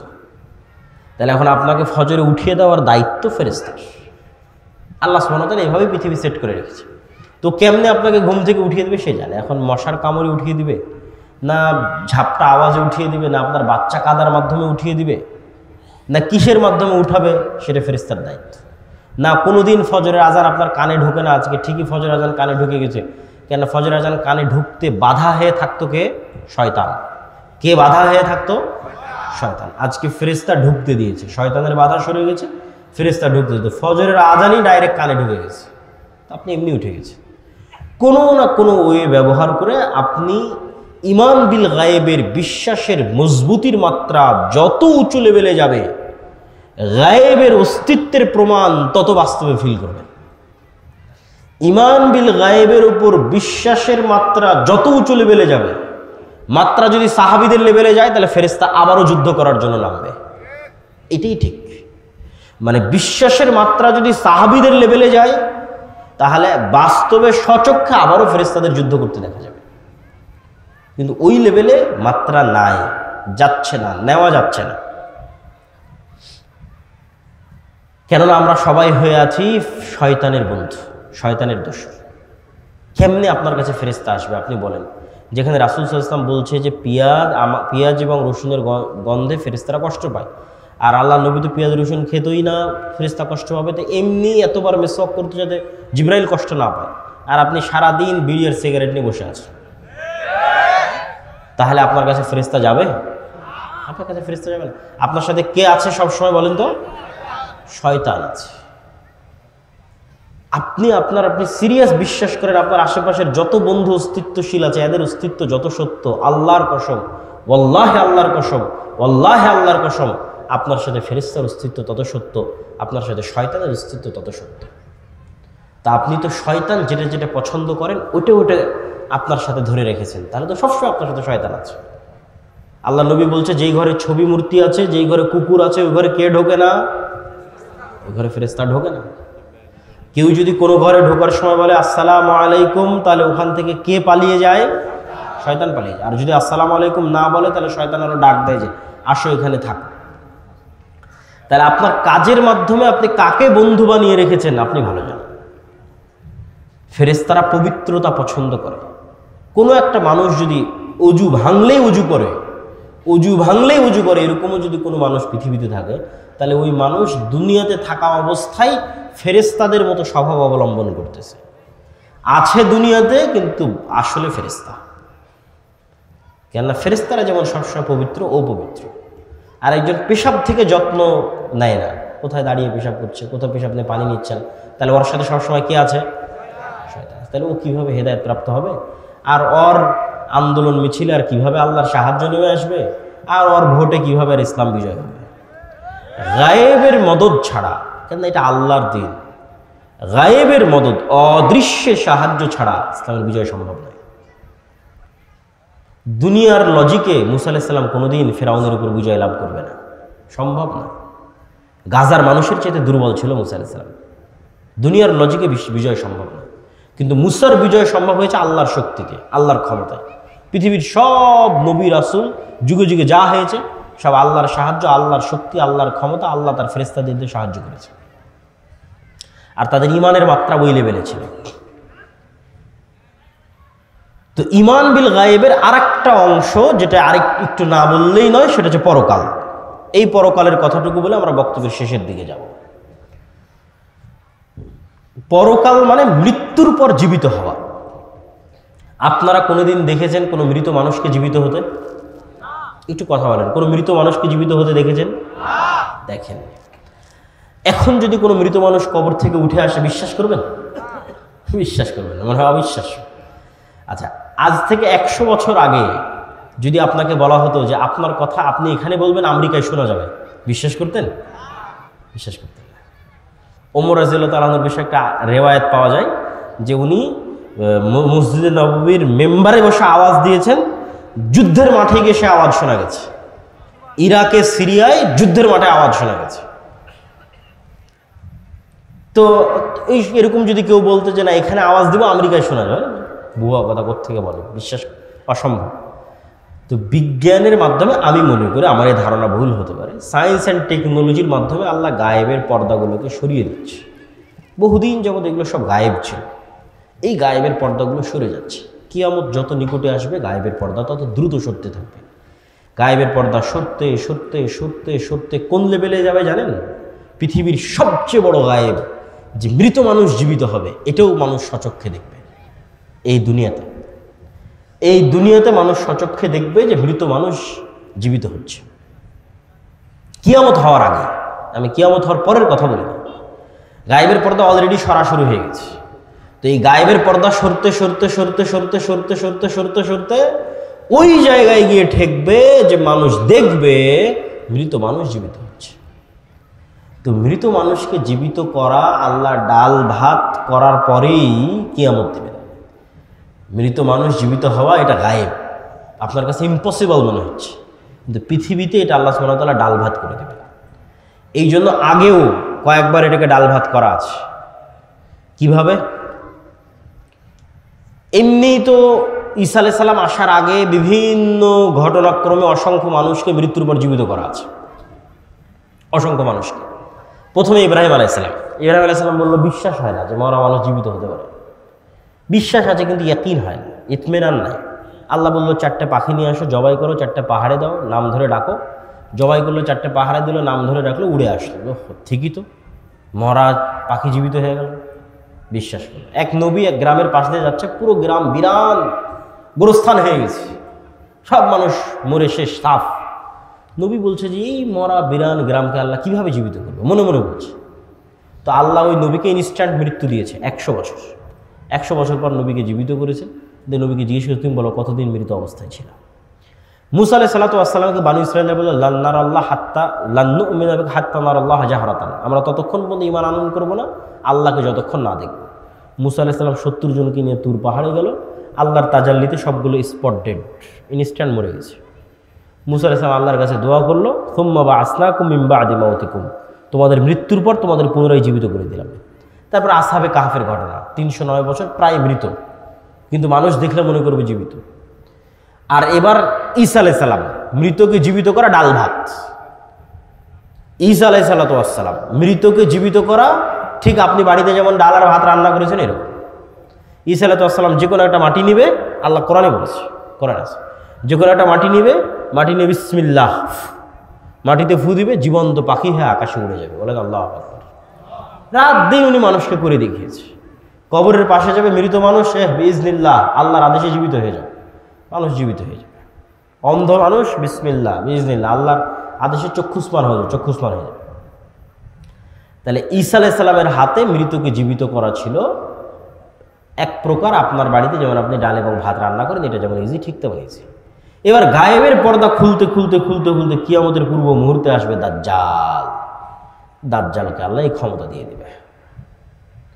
দাজ্জাল মানুষকে বলবে যে আমাকে আল্লাহ হিসেবে বিশ্বাস হয় না, তো তোমার দাদা কতদিন আগে মারা গেছে? তো বলে আমার দাদা 10-15 বছর আগে মারা গেছে। তোমার বাপ? আমার বাপ 5 বছর আগে মারা গেছে। ঠিক আছে, তোমার বাপ আর তোমার দাদাকে আমি নিয়ে আসতেছি কবর থেকে উঠিয়ে, এবং বাস্তব সত্য কবর থেকে জীবিত উঠে তার বাপ এবং দাদা তার সামনে এসে হাজির হয়ে যাবে। তো আজ থেকে 100 বছর আগে, ঠিক আপনার কাছে যেমন কোনো মানুষের 100 বছর আগে মারা যাওয়া কোনো মানুষকে যদি বলেন আমার এখন কথা ডাইরেক্ট আমেরিকায় শোনা যাচ্ছে, ইম্পসিবল। তো ঠিক আজ থেকে জানি না, হয়তো কাল পরশুর মধ্যে হতে পারে, কেন কি আমাদের ঘটনার কোনো সময়সীমা কেউ জানে না, 500 বছরের মধ্যে হতে পারে। মানুষ দেখবে যে তার বাপ দাদা, তার আত্মীয় স্বজন, মৃত আত্মীয় স্বজন কবর থেকে জীবিত অবস্থায় উঠে আসতেছে। তো কিয়ামত ঘটার আগেই মৃত ব্যক্তিকে জীবিত করাকে ডাল ভাত বানিয়ে দেওয়া হবে মানুষের হাত দিয়ে। তাহলে আল্লাহ পারবে না মানুষকে জীবিত করতে? কি বলে?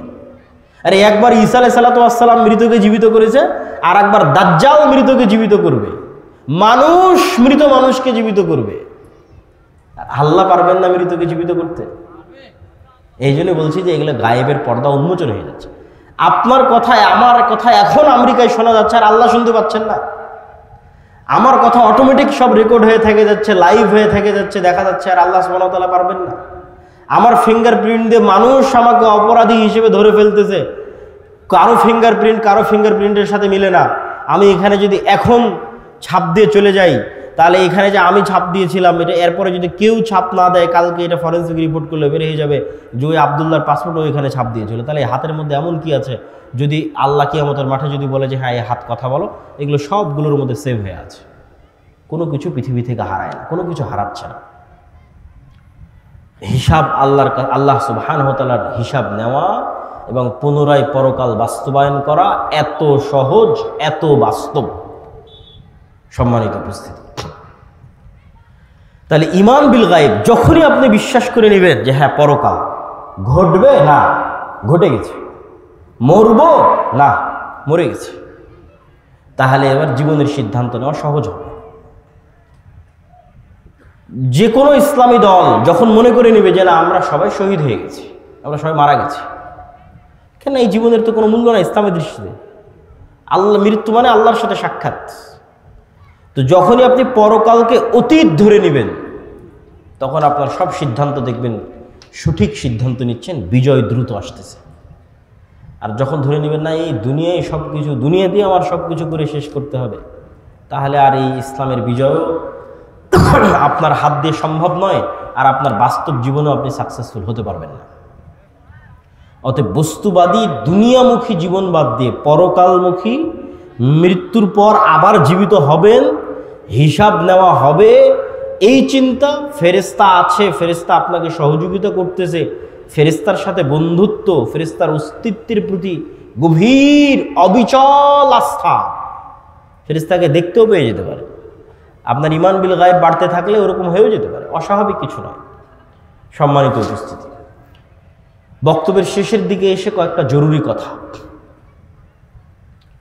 আল জামিয়া সালাফিয়া আদ দাওয়া ইলাল্লাহ, মাসিক আল ইতিসাম, মাকতাবাতুস সালাফ, এগুলোর নাম আপনারা কখনো শুনেছেন কিনা, শোনেন কিনা জানি না। হয়তো এমনি দাওয়াত দেন, বক্তব্য দিতে আসে চলে যায়। এই যে আজকে এসেছি, আবার কবে আসবো কোনো গ্যারেন্টি আছে? বলেন আছে? মৃত্যু হয়ে যেতে পারে। আর এই সারা বাংলাদেশের কত গ্রাম, কত জেলা, কোন জায়গায় আবারও যাওয়া হবে আর কোন জায়গায় আবারও যাওয়া হবে না, কোনো গ্যারেন্টি নেই। কিন্তু প্রতি মাসে আমরা যে মাসিক আল ইতিসামে লিখতেছি, আমি নিজে 3টে লিখি, 3টে প্রবন্ধ লিখি। একটা হচ্ছে সম্পাদকীয়টা লিখি, যেমন প্রথমে আজকের এটাতে আছে হামাস ইসরায়েলের যুদ্ধবিরতি, গাজার ভবিষ্যৎ কি, এটা এই মাসের সম্পাদকীয় আমার লেখা। এবং 2টে প্রবন্ধ লিখি, তাহলে মোট 3টে লিখি প্রতি মাসে। তাহলে আমি এখানে আর আসতে পারি আর না পারি, এখানকার কোনো মানুষ যদি নিয়মিত মাসিক আল ইতিসাম নেয়, তাহলে ওর কাছে আমার নিয়মিত কথা যাচ্ছে না? যাচ্ছে না? নিয়মিত আমার কথা যাচ্ছে। আর যদি মনে করেন আজকেই বক্তব্য দিয়ে শেষ, আর 5 বছরে আমিও আসলাম না, আপনার সাথে আমার আর দেখাও হলো না, আপনাকে আর দাওয়াতও দিতে পারলাম না। তো এই জন্য আমাদের লেখনীকে, আমাদের অন্য আর যে কার্যক্রমগুলো আছে, যেমন দাওয়া ইলাল্লাহর কাজ কি, মক্তব, এত বলি সুমন ভাইকে, মনিরকে, যে এইভাবে নয়, দাওয়াতি কাজের মাধ্যমে প্রোগ্রাম করতে হবে, কিন্তু বুঝাতে পারি না। হয়তো আমার ব্যর্থতা, এই জন্য বুঝাতে পারি না। আমরা আলহামদুলিল্লাহ অন্যান্য জায়গায় সফল হয়েছি, সফল কাম হয়েছে। আমাদের গাইবান্ধা জেলায় মক্তব চলতেছে, আরও বহু জেলায়, সারা বাংলাদেশে 600 মক্তব ট্রেনিং প্রাপ্ত। ট্রেনিং প্রাপ্ত মানে এই সমস্ত 600 মক্তবের শিক্ষকেরা জামিয়া সালাফে ডাঙ্গিপাড়াতে ফ্রি থাকা, খাওয়া এবং যাতায়াত খরচ, এবং ওই 600টা মক্তবের ছাত্রের ফ্রি বই, ছাত্রছাত্রী, কতগুলো জিনিস একটা আর একটার সাথে যুক্ত হলো, 600। এই 600টা মক্তবের ক্ষেত্রে এই সবগুলো জিনিস ঘটেছে। মানে 600 মক্তবের ইমাম জামিয়া সালাফিতে এসেছে, 7 দিনব্যাপী ট্রেনিং নিয়েছে, থেকেছে, তাদের থাকা খাওয়া খরচ, যারা ট্রেনিং দিয়েছে তাদের বেতন, তাদের যাতায়াত খরচ, আবার ওই মক্তবের ছাত্রছাত্রীর বই, সবগুলো আর দাওয়া ইলাল্লাহর পক্ষ থেকে বহন করা হয়েছে। এবছর আমরা দাওয়া ইলাল্লাহর জাতীয় মক্তব প্রতিযোগিতাকে টিভি চ্যানেলে নিয়ে যাচ্ছি। এইটার পিছনে খরচ আছে প্রায় 50 লক্ষ টাকার কাছাকাছি। টিভি চ্যানেলের সময় কেনা থেকে শুরু করে সম্পূর্ণ প্রজেক্টটা বাস্তবায়ন করা। আপনাদের ছেলেমেয়েরাই টিভিতে যাবে এবং কথা বলবে, তাদের জ্ঞানকে ছড়িয়ে দেবে। তাহলে এই যে একটা প্রসেসের সাথে যদি আপনারা যুক্ত হন, এটা স্থায়ী দাওয়াত। আমি সেখানে যাই আর না যাই, আমার ট্রেনিং প্রাপ্ত শিক্ষক ওখানে কোরআন শেখাচ্ছে, এটা চিন্তা করলেই মন ভালো হয়ে যায়, চিন্তা করলেই মন ভালো হয়। আর যখন মনে করি আমি এখানে আসলাম, ফাও আজকে বের হয়ে গেলাম, এখানে একটা বক্তব্য চালু করতে পারলাম না, তখন মনে হয় যে না, আমার এই দাওয়াতি সফরটা কল্যাণকর হলো না, সাদাকায়ে জারিয়াটা স্থায়ী হলো না। 2 ঘন্টা চিৎকার করলাম, মানুষ তো এখনকার এখন ভুলে যাবে। আর যদি না এখানে এই শিবগঞ্জ কানসাট অঞ্চলে আমার 10টা-50টা মক্তব চলে, তাহলে আমার মনে হবে যে না, ওই 10টা-50টা মক্তবে যে বাচ্চা কোরআন শিখতেছে, ওর সাদাকায়ে জারিয়ার নাকি আমিও পাবো। কেন সেগুলোর আমরা খোঁজ খবর রাখতেছি, প্রতিযোগিতা আয়োজন করতেছি, তদারকি করতেছি। তো ঠিক তেমনি আমাদের আরো লেখনীর যে বিষয়গুলো আছে, শাইখ আব্দুর রাজ্জাক বিন ইউসুফের যে বইগুলো আছে, আমাদের ছাত্ররা একটা পত্রিকা বের করে, কিশলয়, এটা ছাত্রদের, এর এই যে প্রচ্ছদ ডিজাইন, এটাও ছাত্রদের করা, এর ভিতরের যে লেখার যে ডিজাইন, এটাও ছাত্রদের করা। এটা কোনো স্টাফ, বেতনভুক্ত কোনো স্টাফ দিয়ে করা নয়, ছাত্ররাই করে। তো এগুলো যদি আপনারা না দেখেন, না শোনেন, শাইখ আব্দুর রাজ্জাক বিন ইউসুফের সালাতের বই, দোয়ার বই, আমাদের মিন্নাতুল বাড়ি, এগুলো আপনাদের মূল্যায়ন করতে হবে। 3 নম্বর যে বিষয়টা, সেটি হচ্ছে সমাজ থেকে অন্যায়কে উৎখাত করার আরেকটা বড় অন্যায় হচ্ছে সুদ। সমাজ থেকে যে সমস্ত অন্যায়কে উৎখাত করা উচিত বলে মনে হয়, তার মধ্যে আরেকটা বড় অন্যায় কি বলেন তো? সুদ। কেন সুদ বড় অন্যায়? সুদ মানুষকে গোলাম বানায়। ফেরাউন বানু ইসরায়েলদেরকে যে গোলাম বানাতো না, আপনি ইতিহাস পড়ে দেখেন, ওর গোলাম বানানোর আর একটা মূলনীতি ছিল সুদ। ওদের সুদি লেনদেনের মাধ্যমে ওদেরকে গোলাম বানিয়ে রাখতো। আল্লাহর নবী যখন মদিনায় যায়, তখন মদিনায় সুদি কারবারের সবচেয়ে বড় ব্যবসা ইহুদিদের। আল্লাহর নবী খুব ভালোভাবে জানে যে অর্থনীতি যদি কন্ট্রোল না করা যায়, দেশ কন্ট্রোল করা সম্ভব নয়। তাহলে এদের সুদি অর্থনীতির যে বেড়াজাল আছে, এটা ভেঙে চূর্ণ বিচূর্ণ করতে হবে, নাহলে আমি দেশ কন্ট্রোল করতে পারবো। তো আজকে পৃথিবী এমন একটা সিচুয়েশনে চলে গেছে, কোনো ক্যাশ টাকা নাই। ইংল্যান্ডে আমি 1 বছর থেকে দেখে এসেছি, আমেরিকার লোকজন যারা গেছে তাদের সাথে কথা হয়, ক্যাশ টাকা বলে পৃথিবীতে আর কিছু নাই। মানে প্রত্যেক ক্যাশ টাকার বিপরীতে লোন আছে। এখনো বাংলাদেশে ওই সিচুয়েশন তৈরি হয়নি, এখনো বাংলাদেশে ক্যাশ টাকা আছে। এখন এরকম সিচুয়েশন হয়নি যে আমার পকেটে 1000 টাকা আছে তাই 1000 টাকার বিপরীতে লোন আছে, এটা না, এখনো হয়নি, এখনো সুযোগ আছে। তো বাংলাদেশে কর্জে হাসানার মাধ্যমে সুদের বিরুদ্ধে লড়াই করা। এবং আরেকটা জিনিস মাথায় রাখতে হবে কর্জে হাসানা এবং সুদের ক্ষেত্রে, যেটা বলে আমার বক্তব্য শেষের দিকে চলে যাব, সেটা হচ্ছে যে ইসলামী ব্যাংকের মাধ্যমে সুদকে উৎখাত করা কেন সম্ভব হচ্ছে না? কেননা কেউ গোড়ায় হাত দেয়নি। গোড়া কি? গোড়ায় হাত দেওয়া আসলে কঠিনও, এই জন্য কেউ হাত দিতেও চায় না। গোড়া কি? গোড়া হচ্ছে আধুনিক কনভেনশনাল যে ব্যাংকিং সিস্টেম আছে, তারা আপনাকে লোন নেওয়ার জন্য উৎসাহিত করতেছে। যেমন বিকাশের বিজ্ঞপ্তি চলতেছে যে কোনো প্রকার ডকুমেন্টস ছাড়াই শুধু বিকাশ অ্যাকাউন্টের বিপরীতে 50,000 টাকা লোন পাওয়া যাবে। তো ক্রেডিট কার্ড মানুষ ইউজ করুক, এটার জন্য মানুষকে উৎসাহিত করা হচ্ছে, মানুষ লোন নিক এটার জন্য উৎসাহিত করা হচ্ছে। তাহলে যেখানে লোন নেওয়াকেই উৎসাহিত করা হবে, সেখানে আপনি ওই প্রতিযোগিতার সাথে ইসলামী ব্যাংক প্রতিষ্ঠা করতে পারবেন না। কেননা ইসলামী অর্থনীতির মূল ভিত্তি হচ্ছে লোন বিমুখতা। কেমন লোন বিমুখতা? সুদি লোন নয়, কর্জে হাসানাই নিব। বুঝেন না? বুঝাতে পারলে আমার ব্যর্থতা। সুদি লোন নয়, কর্জে হাসানাই নিব। তো কর্জে হাসানাই যদি আমি নেই, সেটা ফ্রিজ কেনার জন্য নিব, এসি কেনার জন্য নিব, মোটর সাইকেল কেনার জন্য নিব, মোবাইল কেনার জন্য নিব, গায়ের একটা ভালো জামা কেনার জন্য নিব, আজকে হোটেলে ভালো খাবো এটার জন্য নিব, বাড়িতে ছাদ দেবো এটার জন্য নিব। এর প্রমাণে দলিল দেওয়া কঠিন আছে। সুদি ঋণের কথা আমি বলি, কর্জে হাসানা নিব, কর্জে হাসানাই নিব, কিন্তু এসি, ফ্রিজ, মোটর সাইকেল, বাড়ির ছাদ, মানে এমন কাজ যা না করলে আমি মরে যাবো এরকম নয়। এইরকম কাজের জন্য কর্জে হাসানা নেওয়া যাবে, আর দলিল দেওয়া কঠিন আছে। বিলাসী পণ্য ক্রয়ের জন্য অথবা বিলাসিতার জন্য, মাটির বাড়ি আছে এটাকে ভেঙে পাকা বাড়ি বানাতে হবে, অন কাইন্ড অফ বিলাসিতা। বিলাসিতার জন্য সুদি লোন বহু পরে, কর্জে হাসানা নেওয়া যাবে কিনা এটা জায়েজ প্রমাণ করা কঠিন আছে। ইসলাম লোন বিমুখ দিন, সবসময় লোন থেকে বাঁচতে বলা হয়েছে। কখন লোন নিবা? যখন অ্যাক্সিডেন্ট করে অপারেশন করতে হবে, টাকা নাই তখন। কখন লোন নিবা? বেটির বিয়ে দিতে পারতেছি না, ছেলে মেয়েকে পড়াশোনা করাতে পারতেছি না, তখন কর্জে হাসানা জায়েজ আছে। তাহলে কর্জে হাসানা দিয়ে আপনি মোটর সাইকেল কিনবেন, এসি কিনবেন, ফ্রিজ কিনবেন, সেটাই প্রমাণ করা কঠিন। শুধু লোন দিয়ে তো বহু দূরের কথা। তাহলে মূল নীতিতেই ভুল। তাহলে কনভেনশনাল ব্যাংক আপনাকে বলছে আসো আমার কাছে লোন নিয়ে তুমি গাড়ি নাও, তাহলে ইসলামী ব্যাংক যদি বলে যে না আমিও ওই একই সার্ভিস দিব, পারবে না, ওইটা তখন ইসলামী ব্যাংক হবে। ইসলামী ব্যাংক মানেই হচ্ছে না তুমি বিলাসী পণ্যে লোন নিতে পারবে না। ইসলামী অর্থনীতি মানেই তুমি বিলাসী পণ্যে লোন নিতে পারবে, কর্জে হাসানা নিতে পারবে। তুমি কর্জে হাসানা নিতে পারো বিপদে পড়ে, অথবা ব্যবসার জন্য, হয় ইনভেস্টমেন্ট আর না হয় বিপদে পড়ে কর্জে হাসানা। আর যে অবস্থায় আছো অল্পে তুষ্ট থাকো, ধৈর্য ধারণ করো। ব্যবসায় ইনভেস্ট করার জন্য কর্জে হাসানা নিতে পারে, এসি নিবে এই জন্য কর্জে হাসানা না, অল্পে তুষ্ট থাকো। ফ্যান চলতে চলতে, ফ্যান নাই, হাত পাখা দিয়ে বাতাস করে এর উপর তুষ্ট থাকো। নিজের ইনকাম দিয়ে, লোন ছাড়া নিজের ইনকাম দিয়ে যেদিন সামর্থ্য হবে তোমার এসি কেনার, সেদিন কিনবা। তোমার কেনার ফ্যান হবে সেদিন কিনবা। এটা হলো ইসলামের মূলনীতি।